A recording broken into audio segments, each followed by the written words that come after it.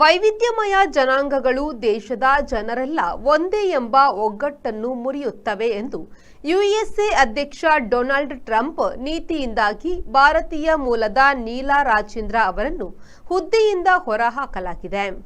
ಭಾರತೀಯ ಮೂಲದ ನೀಲಾ ರಾಜೇಂದ್ರ ಅವರು ನಾಸಾದ DEI ಡೈವರ್ಸಿಟಿ, ಈಕ್ವಿಟಿ ಮತ್ತು ಇನ್ಕ್ಲೂಷನ್ನ ಮುಖ್ಯಸ್ಥೆಯಾಗಿದ್ದರು. ಇಂಥ ಉದ್ದೇಶದಿಂದ ಯಾವುದೇ ಸಂಸ್ಥೆಗಳು ಇದ್ರೂ ಅಂಥವುಗಳಿಂದ ನೌಕರರನ್ನ ನೀಗುವಂತೆ ಡೊನಾಲ್ಡ್ ಟ್ರಂಪ್ ಸರ್ಕಾರ ಕಟ್ಟಳೆ ಮಾಡಿದೆ. ಅದರಂತೆ ಹಲವರು ಕೆಲಸ ಕಳೆದುಕೊಂಡಿದ್ದು ನಾಸಾದ ಒಂದು ವಿಭಾಗದ ಮುಖ್ಯಸ್ಥೆಯಾಗಿದ್ದ ನೀಲಾ ಅವರಲ್ಲಿ ಪ್ರಮುಖರು.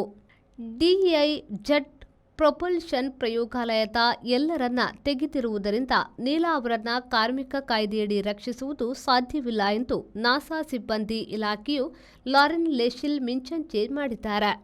ಹಿಂದೆ ಟ್ರಂಪ್ ಅಧ್ಯಕ್ಷರಾಗಿದ್ದಾಗ ನಾಸಾಕ್ಕೆ ಅನುದಾನ ಕಡಿಮೆ ಮಾಡಿದ್ರು. ಅದು ಬಿಗಡಾಯಿಸಿ ಕಳೆದ ವರ್ಷ 700 ಮಂದಿ ನಾಸಾದ ಪ್ರೊಪಲ್ಷನ್ ವಿಭಾಗದಿಂದ ಕೆಲಸ ಕಳೆದುಕೊಂಡಿದ್ರು. ಈಗ ಡೈವರ್ಸಿಟಿ ವಿಭಾಗವು ದೇಶದ ಏಕತೆಗೆ ಮಾರಕ ಎಂಬ ಅಭಿಪ್ರಾಯ ಟ್ರಂಪ್ರದ್ದಾಗಿದೆ.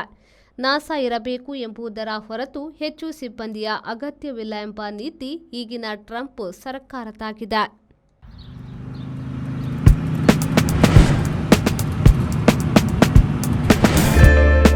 Park with ease at Ajanta Business Center with security access and convenience at your fingertips. Step into a welcoming lobby where a warm smile greets you and your clients.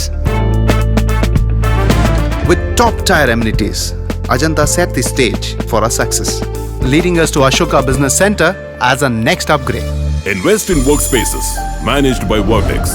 Invest smart. Invest in Mangaluru.